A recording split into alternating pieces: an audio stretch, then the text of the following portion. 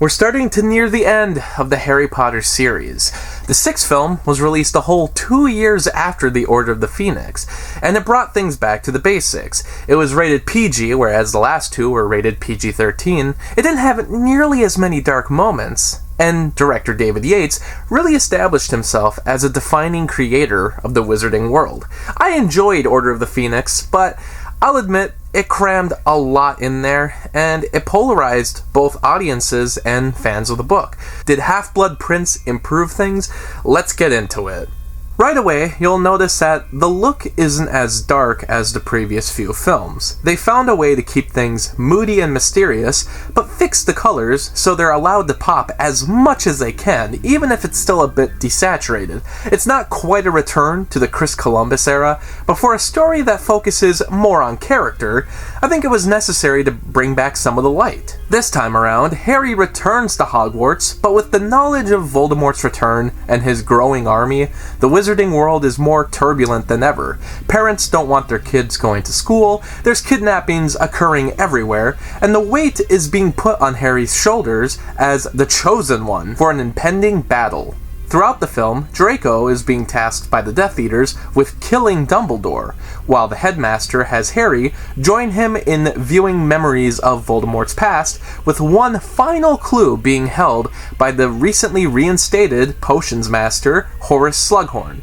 This is the first Harry Potter movie where I actually read the book before seeing the movie, and like many readers, I was disappointed by the changes. In fact, I thought they lost a lot of the epic scope of the previous entries, and they even cut the final battle out of the script to save it for the other final battle in the Deathly Hallows, which at this point was already being worked on as a two-parter movie. At the time, this seemed like an overly long prologue to upcoming and more exciting productions, and it felt so needlessly focused on relationships and Quidditch. It was a high school movie, and that's not what Harry Potter is, right? All these years later, not only do I like the movie way more, but I think it stands out as one of the best in the franchise, because it is a high school movie. This was by far the most John Hughes Harry Potter ever got.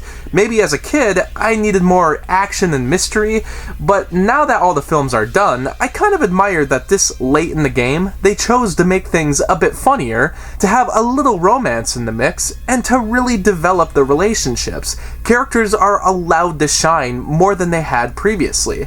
For starters, ever since Azkaban, Draco has been treated as the comic relief. He basically became a teacher's pet in the fifth movie.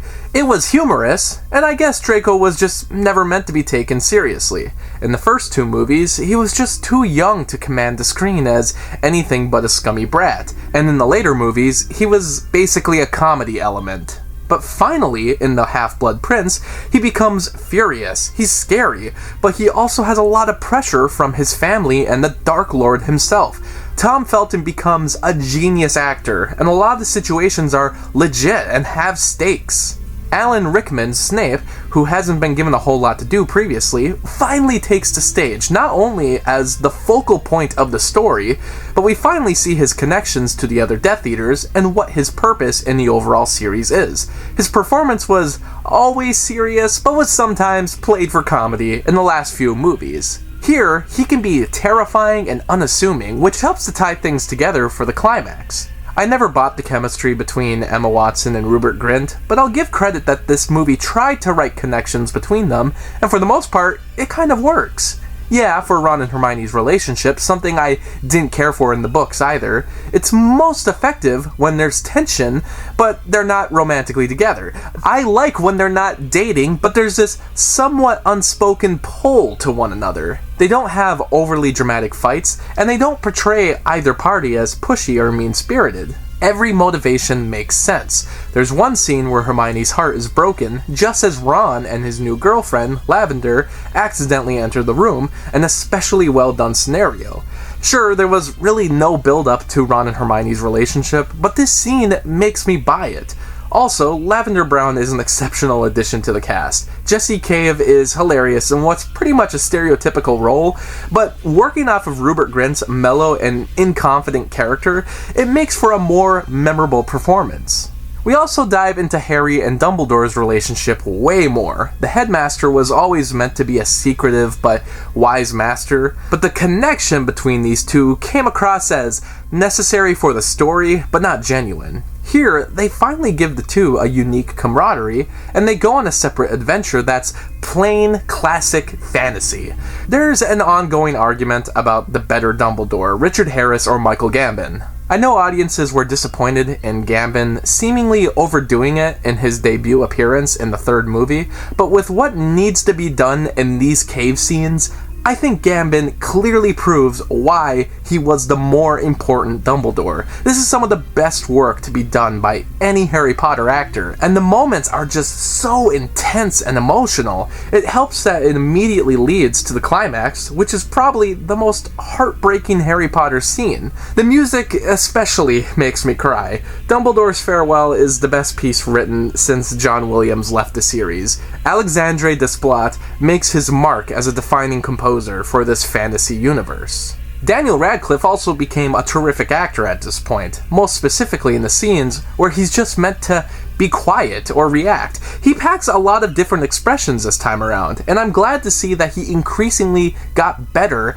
as things went forward. There's a quick moment where he reveals to Hermione that he didn't actually give the liquid luck to Ron. He doesn't even give a line of dialogue, yet I always remember this shot. He also gets really goofy when he actually uses the liquid luck. It's funny, but it also ends with a very dramatic confrontation. There's a lot of little bits like that. There's time to breathe, even if it ends up being a small exposition dump. There's a point where Arthur Weasley is speaking to Harry about the Vanishing Cabinet. It's only here to explain a plot device, but I don't know. For some reason, I really like the setting and the actors. I always remember this scene, even though it goes on for only a few minutes. Simply put, this may be the best cast of all the Harry Potter movies. I haven't even mentioned that guy who Hermione goes on the date with, who's very entertaining, or Slughorn, portrayed by Jim Broadbent. Seriously, that is perfect casting, bringing all the quirkiness and nervousness needed for this very interesting character. I also love how they returned to a lot of the sets that went mostly missing in the previous years. We get to see Diagon Alley again, which includes the impressive Weasley Joke Shop. We see the Quidditch field again, now with much tighter special effects. This one is way more comfortable in the complete wizarding world, and David Yates, rather than continuing to do his own thing and create the world in his own image, he starts to bring all the different films and perspectives together, which helps to make the final movies more conclusive. It ties the productions together. In retrospect, this improves on repeat viewings because it has a much more calming experience that still packs in a lot of good drama and suspense. It just doesn't have a lot of what I would call epicness, but it doesn't need it. They saved a lot of exposition for the next movie and a lot of epicness for the final film. We'll talk about those soon enough, but I do appreciate this more subdued feature. There's humor to be found, excellent acting, and overall, it's the wizarding world masquerading as a high school movie, and with that, it's one of my favorite high school movies. This is right up there with Prisoner of Azkaban as one I often return to.